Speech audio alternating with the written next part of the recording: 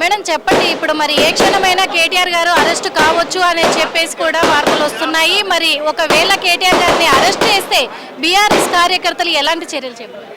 BRS కార్యకర్తలు అంటే ఏంటి, అసలు కేటీఆర్ గారు అంటే ఏంటి, తెలంగాణ రాష్ట్రం అట్టుడికిపోతుంది.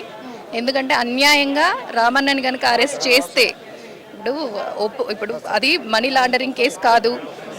హైదరాబాద్ అభివృద్ధికి, తెలంగాణ అభివృద్ధికి పెట్టుబడులు తేవడానికి చేసిన ఒక ఈ కార్ రేసింగ్కి జిహెచ్ఎంసీ ద్వారా లీగల్గా జరిగిన ఇదిని రామన్న ప్రెస్ మీట్ పెట్టి కూడా చెప్పాడు.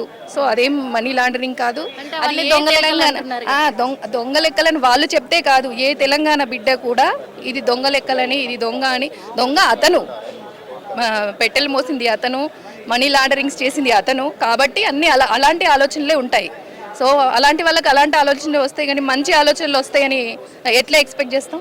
డెఫినెట్గా తగిన శాస్తి ఖచ్చితంగా ఎదుర్కొంటాడు. ఎందుకంటే ఇప్పుడు పులి నోట్లో తలబెడుతున్నాడు, ఖచ్చితంగా అంతకంతా అనుభవిస్తాడు. ఏ తెలంగాణ బిడ్డ కూడా ఇలాంటి చర్యల్ని హర్షించదు. ఇది కేవలం కక్ష్యపూరితంగా రివెంజ్ తీర్చుకోవడానికే రేవంత్ రెడ్డి సీఎం అయిండు. ఎందుకంటే తెలంగాణ అభివృద్ధి పట్టదు, తెలంగాణలో ఎలాంటి హామీలను ఇచ్చి 100 రోజులలో నేను నెరవేరుస్తాను 6 గ్యారెంటీలనని చెప్పాడో అవన్నీ పక్కన పెట్టి ఇలాంటివి చేస్తుంటే తెలంగాణ సమాజం మొత్తం చూస్తుంది. తెలంగాణ రాష్ట్రంలో ఉన్న ప్రతి చిన్న పిల్లల నుంచి పెద్దవాళ్ళ వరకు ప్రతి ఒక్కరు చూస్తున్నారు, అసహించుకుంటున్నారు ఇదేం పాలన అని చెప్పి.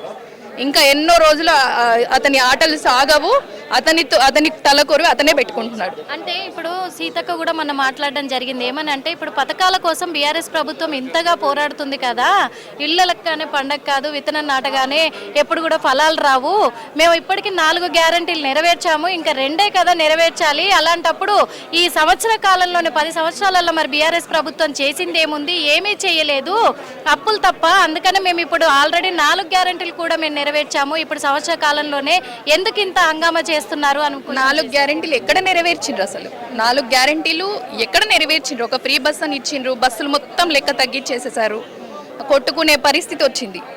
మగవాళ్ళకైతే అసలు నించోడానికి ప్లేస్ లేదు, అది ఎవ్వరూ మెచ్చట్లేదు. రైతు బీమా, రైతు భరోసా లేదు. అసలు ఏది చేశారని, ఏది ఫుల్ ప్లెడ్జ్డ్గా చేసిన పథకం ఏ ఒక్కటన్నా ఉంటే చెప్పండి? ఏదీ లేదు. అంటే అప్పులు తెచ్చారు, అంటే అప్పులు చేస్తే అభివృద్ధి చేసి చూపించారు. మరి వీళ్ళు ఇప్పుడు కొన్ని వేల కోట్ల అప్పులు తీసుకొచ్చారు, రూపాయి అభివృద్ధి అన్నా జరిగిందా? ఒక్క శంకుస్థాపన కానీ ఒక బిల్డింగ్ కానీ ఏదన్నా కట్టారా?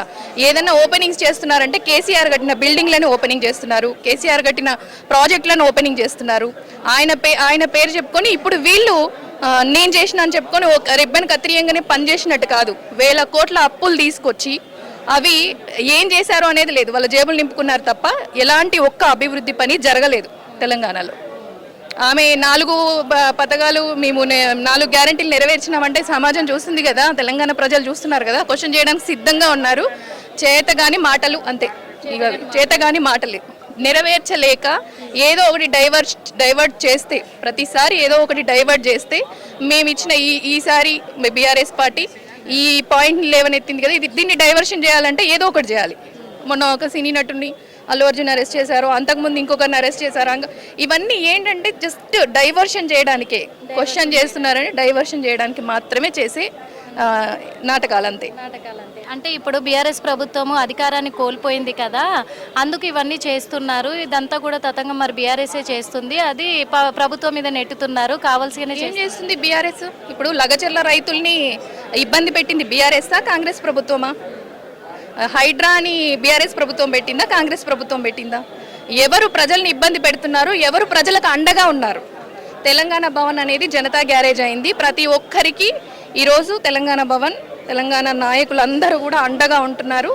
అది వాళ్ళకి ఇప్పుడు ఒక మార్పు కావాలని ఏదో మేము తప్పు చేశామని ప్రతి ఒక్క తెలంగాణ బిడ్డ చెంపలేసుకుంటున్నాడు. ఎందుకంటే మేము తప్పు చేశాము, ఇంకొకసారి ఇలాంటి తప్పు చేయము, మేము చాలా తప్పు చేశామని లెంపలేసుకుంటున్నారు. ఇప్పుడు ఎలక్షన్స్ పెట్టినా ఒక్క సీటు కూడా కాంగ్రెస్కి రాదు, ఒక్క సీటు కూడా కాంగ్రెస్ గెలవదు. అంత దారుణమైన సిచ్యువేషన్కి కాంగ్రెస్ గ్రాఫ్ పడిపోయింది, బీఆర్ఎస్ గ్రాఫ్ అంత పెరిగింది.